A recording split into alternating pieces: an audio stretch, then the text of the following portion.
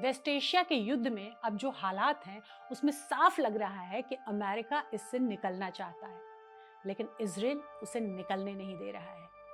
American president Donald Trump के जो बयान आते हैं उससे साफ पता चलता है कि वो तत्काल कोई ना कोई डील कर लेना चाहते हैं। इतना ही नहीं, इस दौरान उन्होंने ईरान को अप्रिशिएट भी किया है। ट्रंप ने कहा कि ईरान युद्ध के मोर्चे पर ही टफ नहीं है, वो बातचीत और नेगोशिएशन में भी बहुत टफ है। ये कहीं ना कहीं से अमेरिका के युद्ध रोकने के प्रयास को दिखाता है। उधर इजराइल इससे इत्तेफाक नहीं रखता, बल्कि ऐसा लगता है कि वो इस रास्ते में रोड़ा पैदा कर रहा है।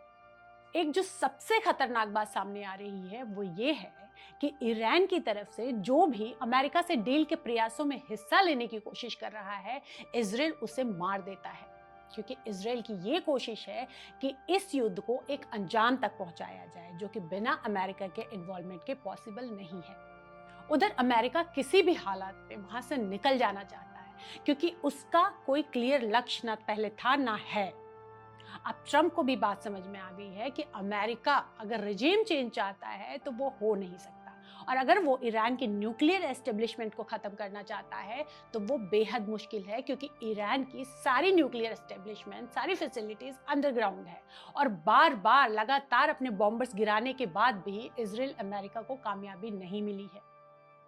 इस बीच विश्व जनमत लगातार अमेरिका के खिलाफ जा रहा है।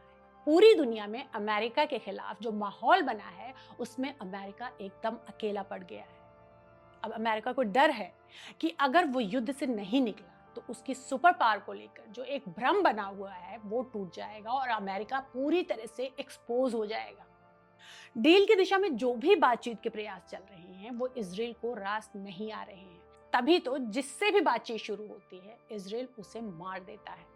शुरुआती बातचीत में ईरान के प्रमुख सुरक्षा अधिकारी लारिजानी को शामिल किया गया था। लारिजानी के लिए कहा जाता है कि वो एक लिबरल विचारधारा के अधिकारी, स्कॉलर, फिलोसोफर थे। जब वो डील में सक्रिय भूमिका में नजर आने लगे और इजराइल को इस बात का पता चला कि वो इस प्रक्रिया में आगे बढ़ रहे हैं और एक निर्णायक भूमिका निभा सकते हैं, तो इजराइल ने उन्हें मार दिया।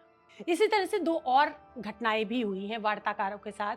अब हालिया घटनाक्रम में कल एक ईरानियन एक्स फॉरेन मिनिस्टर पर जो हमला हुआ है वो भी इसी तरफ इशारा करता है। उस हमले में वो बुरी तरह घायल हो गए। बताया जा रहा है कि अमेरिका के वाइस प्रेसिडेंट जेडी वांस के संपर्क में थे और पाकिस्तान के जरिए बातचीत को आगे बढ़ाने में मुख्य भूमिका निभा रहे थे। इजराइल ने इनको भी टारगेट करके मार डालने की कोशिश की।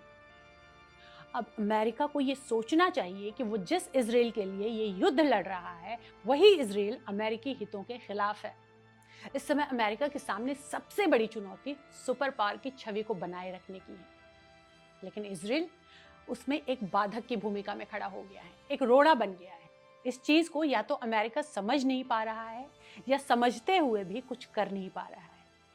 जो बात पूरी दुनिया को दिख रही है वो अमेरिकन एस्टेब्लिशमेंट की निगाहों से कैसे बच सकती है।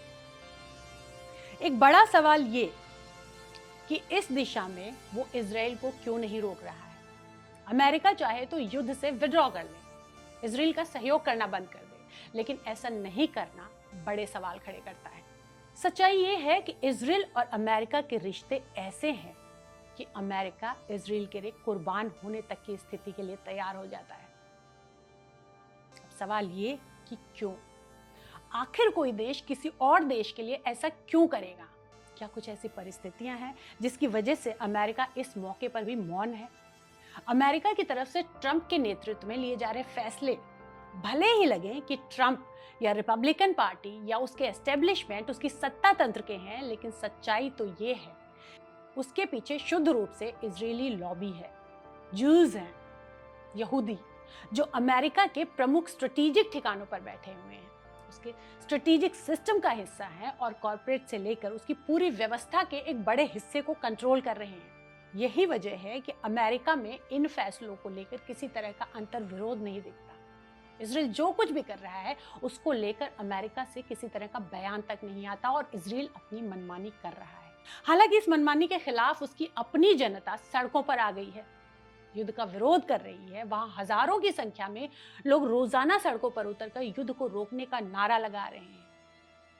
लेकिन नेतन्याहू का सत्ता लोभ इजराइल को किसी भी तरीके से युद्ध में बनाए रखना चाहता है, क्योंकि अगर युद्ध रुक जाता है तो उसके खिलाफ चलने वाले भ्रष्टाचार और युद्ध अपराध के मामले फिर से शुरू हो जाएंगे, जिससे उसकी कुर्सी जाने का खतरा है।